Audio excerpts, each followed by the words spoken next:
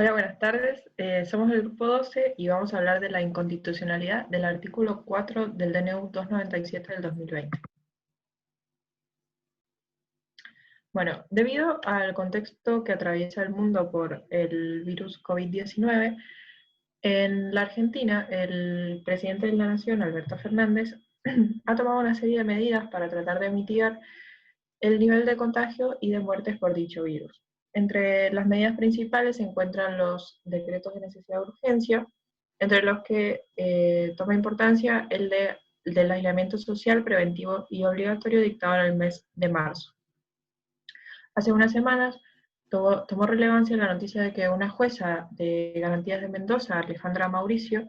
en 2 fallos declaró inconstitucional el artículo 4 de dicho DNU. La titular del Juzgado Penal Colegiado 1 de la primera circunscripción judicial sobreseó a un joven de 30 años el 24 de agosto, a quien se le había iniciado una causa por violar la cuarentena el 1 de mayo pasado, cuando fue detenido por la policía en Godoy Cruz a las 3 de la mañana y no pudo justificar por qué estaba fuera de su vivienda. Aplicó el mismo criterio en otro fallo, donde se lo acusaba a un hombre de violar el aislamiento social. Vemos ahora que establece el artículo 4.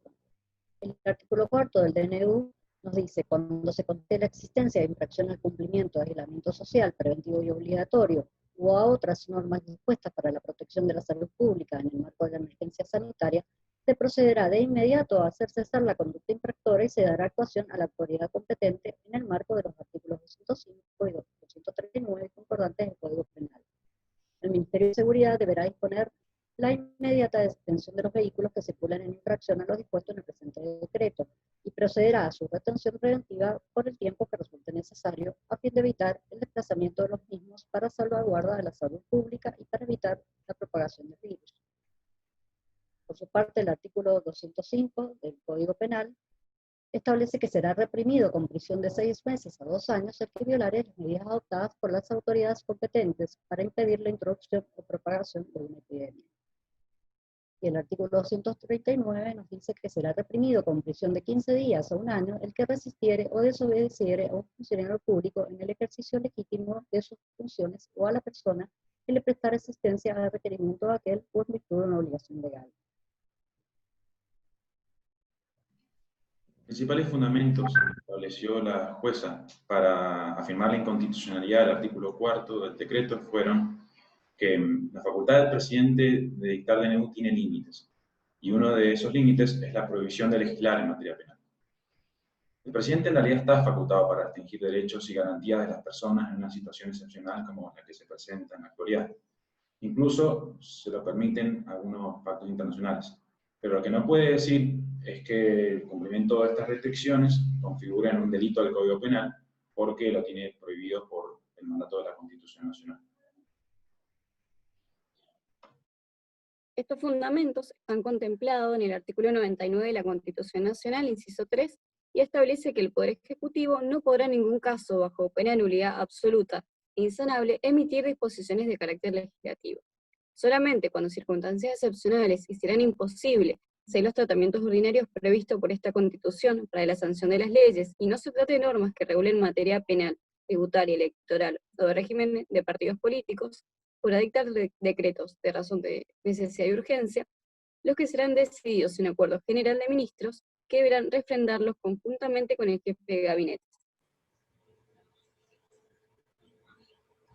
Siguiendo con los fundamentos, ella sigue sosteniendo la inconstitucionalidad del artículo, como otros constitucionalistas que nombran, que son Samsay, Rosati y Salles, que esto también explican e interpretan el artículo 99 de la Carta Magna. Hay que resaltar que no se desconoce la facultad del señor presidente de la Nación para emitir un DNU que restrinja derechos y garantías en orden a una situación sanitaria excepcional como esta pandemia por el COVID-19, sino que lo que se cuestiona, contrario a la Constitución Nacional, es que el incumplimiento de las restricciones genera una conducta delictiva tipificada en el Código Penal, toda vez que, como se lo exige en el principio de la legalidad del artículo 18 de la Constitución Nacional, las conductas que tipifican delitos solo pueden tener su origen en una ley general de la Nación emitida por el Congreso Nacional y no por el Poder Ejecutivo. Ante esta situación, lo que plantea la jueza que se podría llegar a hacer es emitir una ley que diga que el presidente tendrá facultades de declarar los periodos de cuarentena y establecer restricciones, cuyo incumplimiento será de tipo penal de los artículos 205 y 239. Pero obviamente esta ley tiene que ser emitida por los mecanismos constitucionales y no por medio de una convalidación. Además, el Código Contravencional de la provincia establece multas y otras sanciones a quienes no cumplan con el aislamiento obligatorio. En este caso cambia el panorama, ya que además de la causa penal por no cumplir el DNU, está la sanción local, que según el caso puede ser arresto, pago de una multa económica o trabajos comunitarios. Al problema de la inconstitucionalidad, agrega la jueza, se agrega la colisión normativa, donde el mismo hecho y conducta está sancionado 2 veces. Ante esto aparece el principio del derecho non bis in idem, que prohíbe que un acusado sea enjuiciado 2 veces por un mismo hecho punible, como podría ser la violación del Código de Faltas provincial y el DNU nacional. En este caso se impone la ley más benigna, de acuerdo al artículo 2 del Código Penal, que en la mayoría de los casos termina en una multa económica.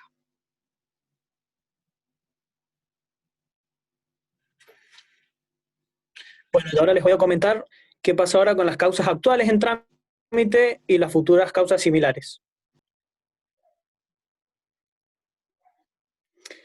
De acuerdo a la nota periodística que levantó un medio, la doctora dijo que tenemos alrededor de 7.000 procesos por violar la cuarentena. Los únicos que se están juzgando son los que tienen personas privadas de la libertad, que son los mínimos. El resto de los procesos van a morir porque es imposible tramitarlos a todos, sostuvo la jueza.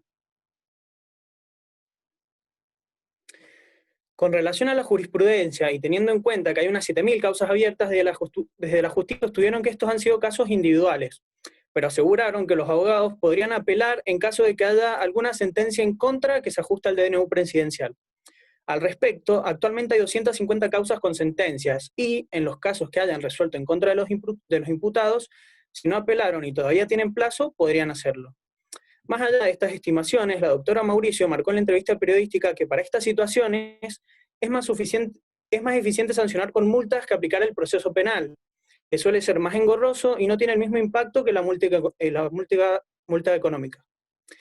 Para sostener su argumento, la jueza recordó que en Mendoza el manejar en estado de ebriedad tiene multas económicas altísimas que rondan los 100.000 pesos. Opina que cuando comenzó a regir esta ley fue categórico cómo bajaron los accidentes de tránsito por estado de ebriedad. Dijo que en la provincia de Mendoza esto se cumple mucho y demuestra que la multa produce más efectos que un proceso penal que termina en la nada, malgastando el dinero de los contribuyentes. Bueno, las fuentes que nos brindaron la información fueron los fallos de la jueza Alejandra Mauricio,